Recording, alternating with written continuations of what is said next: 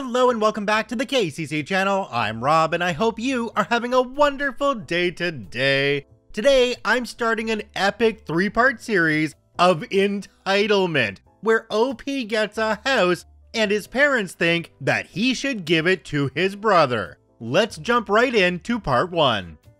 This story comes to us from Camper Nomad. Parents told my brother that he could take my house and I could just live in the camper in the backyard because I'm single and he has a wife and kids. I'll warn everyone here that this is going to be very long, so long that I'm splitting it into 2 posts and including a TLDR for each. I also really don't care who believes this. It's just so crazy that I don't blame anyone who calls BS. I won't argue about it, but this happened to me. I also really don't care if anyone in my family sees this. I'm not going to sugarcoat anything, but I'm also not going to reveal any details that include anyone in to who I am that doesn't already know me. I'm a single man in my early 30s. I've got a brother who's 29 and he's already got 4 kids now. He had his first at 22 and the second followed a year later. Then the third 2 years after that, and the fourth is the most recently born a couple months ago. His wife, my sister-in-law, and I do not get along, as she always likes to try and get a rise out of me by acting superior. Then turns into an extreme self-victimizing drama queen if I retaliated against her in any way. She can cry in an instant and can put on an extremely convincing show to get sympathy from just about anyone. My parents and brother absolutely adore her, even though they know exactly how she really is and just don't care. She's very good looking, I'll give her that, but she's so awful that I could never be attracted to her. She also refuses to get any sort of job, even though she has a college degree, and my mother willingly helps with the kids all day. So their finances are entirely dependent on my brother. This also means they can't afford to live anywhere but my parents' house. And privacy is a bit of an issue, with all of them under one roof in a 3-bedroom house that was built in the 60s. Growing up, my younger brother was also the obvious favorite. We're 3 years apart in age, but he developed a superiority complex because I was badly punished if I retaliated against his antics in any way back then. It was obvious my parents cared for him a lot more because he got the lion's share of everything, unless people called them out on it, which did happen a fair bit by other members of family, which is why my parents packed us all up and moved us about 150 miles away from them, so they generally would only see us on holidays since it was a 3-hour drive. My brother got physically abusive towards me on a number of occasions, flirted relentlessly with my first girlfriend to the point she broke up with me, and laughed at any misfortunes I had.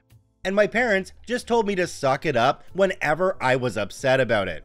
I only got equal treatment when my parents wanted to keep up appearances.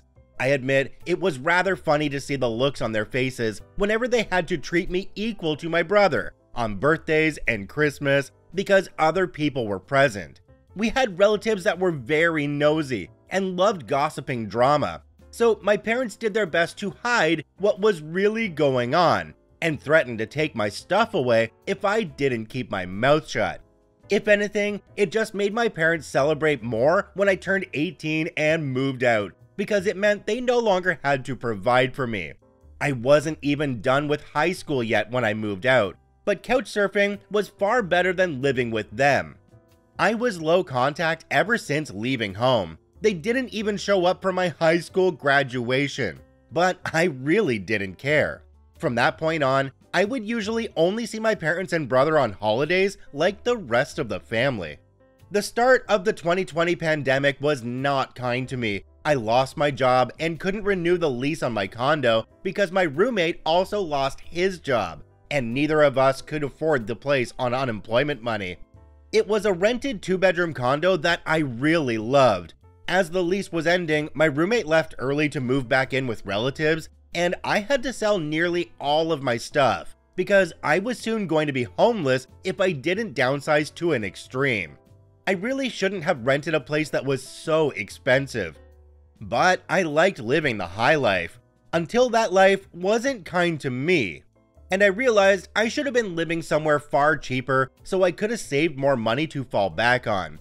But I had a plan. I own a truck simply for the fact that I've always loved trucks. So I found a $1,000 camper in good shape and put it on my truck just so I could live out of it for a while. It was supposed to be temporary, but I ended up living out of it far longer than I ever thought. I originally was hoping to be able to live out of the camper at my parents' house, where my brother and his family still reside as well. But when I asked my parents to let me stay for a while, they told me they had a full house and didn't want me there. Plus, we hadn't exactly gotten along in the past decade. They said they'd only agree to let me park my camper there if I paid them basically what it'd cost to rent an apartment in my area. That was way too much just to park my camper. I was jobless and trying to save as much of my unemployment money as I could till I could find a new job. I may as well be living in an apartment with that rent price they were asking. My parents called my camper an eyesore and told me to take a hike since we couldn't come to an agreement. And sister-in-law thought it was absolutely hilarious I had to live in a camper. My brother joined her in pointing at and mocking me while calling me a homeless bum. I parked my truck and camper in a store parking lot to sleep on the first night that I had nowhere else to go. I felt scared out of my mind that someone might try to break in. Suffice it to say, I didn't sleep well that night. There was nowhere else I could go as any other relatives that own houses were fairly far away, and all my friends were all apartment people. And I was pretty attached to my area as well, so I didn't want to just leave. I'd also had my mail forwarded to a friend's apartment. It was the only way I could still get my mail anymore. Finding a stable place to park was pretty difficult. I went looking around to try and find a job similar to my old one. It took months of living the nomadic camper life. In that time, I had to deal with a lot. Everything from beggars and drug addicts to people demanding I leave because my camper was an eyesore. At one point, someone who told me to move claimed to be with an HOA. I wasn't even parked on a street with houses. And when I questioned what HOA, they got incredibly belligerent and threatened me. I moved my camper anyway just to avoid the trouble. In order to have a steady supply of electricity, I learned to use a long extension cord to plug in anywhere I could recharge my camper batteries. This meant sneaking around and plugging it into an outside outlet of a random building while parked on a street. I know that's a crummy thing to do, but I had to keep my batteries charged so my refrigerator would stay cold. I had a small solar power bank for recharging my phone, but I didn't have anything like a generator. And generators are noisy and require fuel anyway. So I did what I had to do. After months of living like that, I finally managed to get a new job. I had to move to the neighboring city to find a job that didn't involve retail. I worked retail while in college and promised myself never again. Though I was nearly ready to break that promise. I was still getting unemployment money, but I had no stable place to live while receiving it, and I didn't want to still be jobless when it ran out. Plus, I was bored out of my mind. I had little else to do but read, watch movies on a small portable DVD player, use my phone or laptop, and keep note of where I could park and what local public bathrooms I could use. I kind of envy that Japanese have public bathhouses. We could really use stuff like that over here. When I finally landed a new job, I practically lived in the back lot of the building by the warehouse in an old employee parking space literally no one else seemed to bother using because they were so far in the back that the area was borderline forgotten. My boss and company owner actually liked this arrangement because I was willingly available to take any shift I could get, so long as I had enough sleep. He even let me take the camper off my truck and set it up in one of the spaces so I could drive around without it. Not exactly sure if this was legal, but no one bothered us about it. The entire time I lived back there, I didn't have to deal with many trespassers. There were a few, but the security guards escorted them out. I was pretty much on call almost all the time when they needed me, and was working virtually every day of the week. My boss let me plug my camper into the building for power and water, and I paid a small amount of rent by working for free on Sundays when no one else was in the office but the janitor and security guard. Beyond that, I usually had to shower at a friend's apartment or at my local gym, as the camper didn't have a shower in it, and only a portable toilet.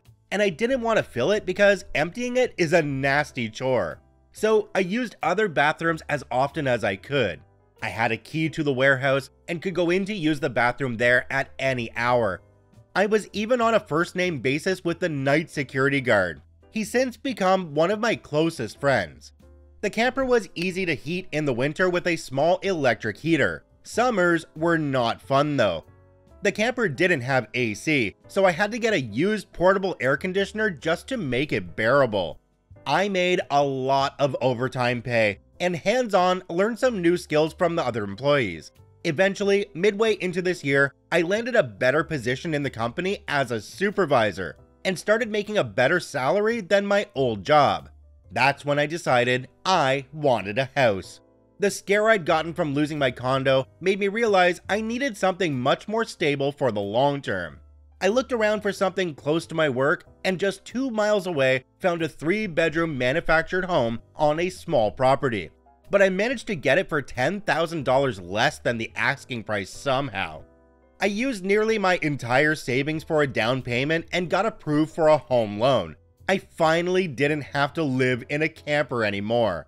There was enough space for me to back my truck in behind the house, to take the camper off, to set it up in the backyard. So I put it there as its own little building just in case I want to use it again.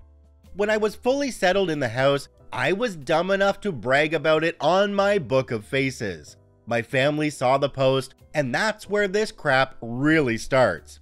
After a few weeks, my parents and brother, along with his family, came to visit completely unannounced to have a tour of my home. I didn't even give them my address, so how they found out where I live, I still don't know. None of my friends have fessed up, and no prior family members visited me before that, so I wonder if they stalked me at work and followed me home or something. It really wouldn't surprise me. Once I opened the door, they practically all shoved their way in like rambunctious tourists, then just started making themselves at home. They all kept poking around, and sister-in-law had this creepy smirk that she was repeatedly flashing me, and it was only later that I figured out why, and it made me madder than a bull on steroids that just got stung by a hornet. My parents were constantly talking about how I've got so much extra space now, and it's too much for someone like me who has no wife or kids. Sure, not now, but maybe someday. And my brother kept remarking about how there was more space than our parents' house, and my house was closer to his job too. Red flags all around, I know. Eventually, my brother asked me to speak privately. Everyone else suddenly left the room and piled out onto the front porch. That's what finally made me realize they'd planned something. My brother, let's call him Dan for the sake of simplicity, said the house was too much for me alone, and I should let him move in with his family because his wife is pregnant with kid number 4, and my house is much closer to his job. He pointed out that I already have the camper, so I could just live in that outside while they live in the main house. And I'd like to point out that Dan never once spoke of offering rent. Mind you, he's got a good job. He also started talking about how there would be changes and even curfews, and that I couldn't just walk in at any time without prior notice. If it weren't my brother, I think the person I was talking to had lost their mind. But Dan lost his marbles long ago, thanks to our parents treating him like he was the center of the world. I tried to speak, but he kept talking over me as if I had no say in the matter. There was no way in hell I'd rent my house or parts of my house to him. Other people maybe, just so I can pay the mortgage off more easily, but certainly not him or his nasty wife. I've heard of this exact kind of situation in videos online many times, and never once did I think I'd actually live it because I thought it's so ludicrous. But my parents, brother, and sister-in-law do all fit the bill for a bunch of narcissistic, entitled crazies. So I picked up my phone and set it to start recording, then just held on to it. Dan didn't even seem to care or notice that I'd done this, and just sat there with his arms waving around while talking about all the reasons of why he needed my house. then went from saying that to acting like it was a done deal and trying to reach out his hand to shake mine. That's when I finally showed my backbone and said, hell no. And I said it loud enough that Dan stumbled backwards for a second. I'd rarely ever raised my voice to him on that level because I was punished by our parents whenever I did. But this was my house, not theirs. My spine can be as shiny as it wants here. I stood up and then told him that my house was not up for grabs, and acting like I'll let him move in just because they want it won't make it happen. I bought my house for me, and it's not my fault he keeps having more kids and has to keep living with our parents because he can't afford to move out. Dan got as physically close to me as he could without actually touching me and said that I didn't deserve the house and he needed a better place for his family to live. I laughed back in his face and said that was total BS because I worked hard to be able to buy my house. Of course I deserved it.